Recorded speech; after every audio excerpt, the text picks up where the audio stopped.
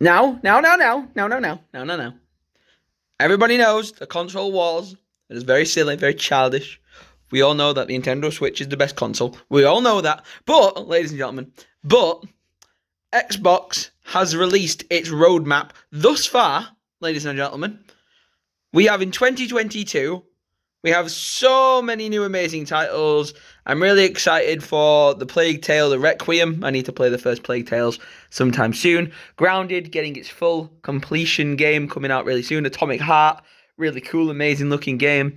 Overwatch 2, and just to stay the least, Scorn, Party Animals I'm looking forward to, and the Season 3 of Halo Infinite, which, yeah, it's pretty cool.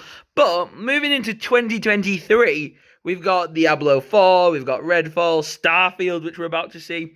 We have so many amazing stuff. The Resident Evil 4 remake is going to be coming to Xbox Game Pass.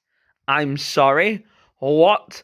Ark Survival Evolved 2, League of Legends, and best of all, Valorant.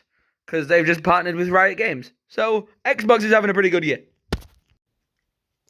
What is going on, ladies and gentlemen? I have just finished watching the Xbox Bethesda showcase with my partner, Helen. And I will cut to Helen in a bit so she can prime her review brain for what bits she liked. But we're going to talk about what we've seen and what's coming out and what we know. Ark Survival Evolved 2 was shown a cinematic for this, using the Unreal 5 engine for the cinematic. I don't know if it's using that for the game. I'm not sure. Someone let me know in the comments. Redfall is a new vampire game that's coming out by Bethesda. It looks to be a first-person shooter. Grounded is finally coming out of its preview stage. Played a bit of Grounded. Used to mess around with that game a little bit. If you haven't played it, it's very fun. Definitely play it with some friends, though, because it does make the experience 10 times better. But it's getting its full release this September. I'm looking forward to play the story of that. Some really cool ideas in that game. Really excited. Little updates for things like the Halo and Sea of Thieves updates, looking pretty good. Getting more customization, which is nice. In-game currency, which is nice also. Less microtransactions, the better. But then we moved on to the biggest showcase, which was for Starfield. We saw a fair bit and could have given us far more, could have given us far less. So it was a nice middle ground, and it was nice to see what we could see, and it was looking pretty decent. And like with other games in the past where I've gotten incredibly excited and then been kind of let down, I'm trying to not let myself get to that level again. Cyberpunk. I'm trying to get myself more relaxed. It looks like I'm a sci-fi nerd, I'm a gaming nerd. It looks like those games that would tickle that sort of interest for me. So I'm going to wait patiently. They did do their delay, rightfully so. And before I conclude with some of my own thoughts on some of my contemporaries and their opinions from what we've seen, I will now cut to Helen to ask her what her most favourite new announcement was from the show. Was there something that you were interested in? Maybe was it the Sea of Thieves or any of the platform ones? Minecraft's new game, because we played Minecraft Dungeons recently. What was it that you personally enjoyed the most? I like the Sea of Thieves thing. That was cool. That was a strong update. We played a little bit of that, so we might go back and play that again when the new update comes out. The Grounded, that was good. Grounded we've also done a bit of together. Do the full story. The flight simulator thing looked I cool. did mention that, yeah. Yeah, Flight Simulator was really cool. It had a nice little 40th anniversary thing. It had the Halo collaboration. They've just done the Maverick Top Gun collaboration, where they brought all the Top Gun planes in. And, yeah, really cool collaboration. And a Halo collaboration now out. And then they're doing a 40th anniversary event for it as well. So, all free on Game Pass. But when we watched... Thank you, Helen, for your addition. But when we've watched other contemporaries, when we've watched other channels talk about this, the Angry Joe show specifically are very harsh critics. That's why I always take what they say very seriously, because they are very stern, and it really does take something monumental to make them really excited. But Joe, Alex, and other Joe, the three of those lads are big sort of critics for me to look up to, because they are, like I say, very stern, very strict, and I'm always really energetic and really excitable, and they're always very grounded and set in their ways. So it's nice to see.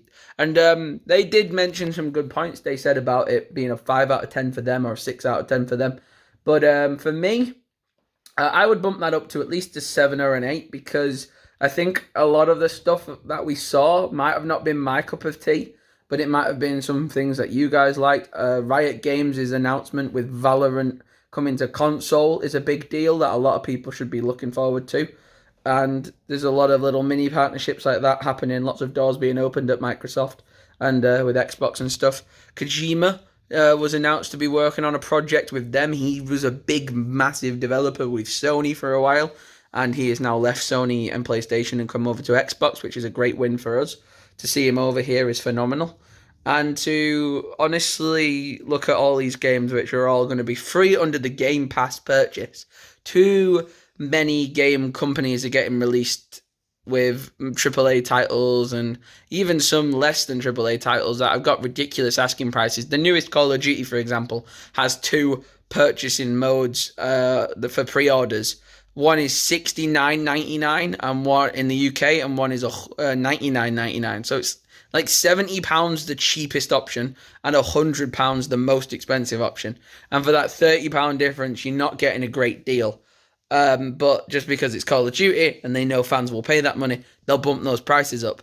Same thing will happen when GTA eventually comes out. Same thing will happen with future AAA titles as well. And that's why one thing I do really respect is how Xbox Game Pass secures players the accessibility of those games under that one purchase, and they'll get AAA titles. They'll get not AAA titles as well. They'll get more generic titles, but they'll also get the AAA ones on top of that, day one for free. I did it recently with Sniper Elite 5. I'm going to be definitely doing it for Starfield, so even if it comes out and it flops big time, which I definitely hope that it doesn't, but if it did, I'm not going to be as frustrated because it's a free game that I'm paying for a subscription anyway.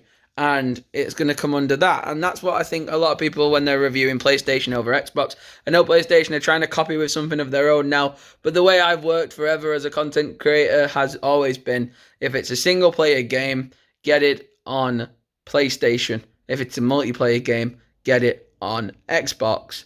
And I think for personal experience, the single players are done better over on the PlayStation side of things, but multiplayer games just hit different on Xbox. And that's something that you can only really get access to if you have, obviously, both consoles.